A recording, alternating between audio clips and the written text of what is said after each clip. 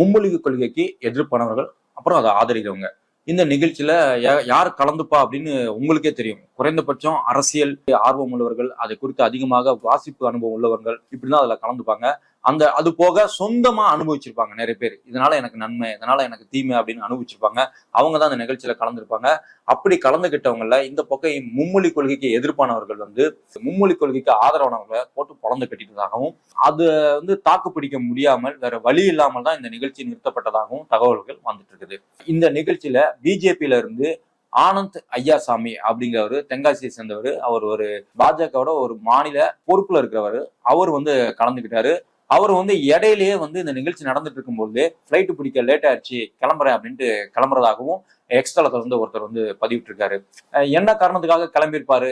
ஒருவேளை டெல்லிக்கு ஃபிளைட் பிடிச்சு போய் அங்க போய் இதை ப்ரெஷர் கொடுத்து நிப்பாட்டிட்டு சந்தேகம் வரலாம் தவிர்க்க முடியல. ஏன்னா இதெல்லாம் அங்க எளிமை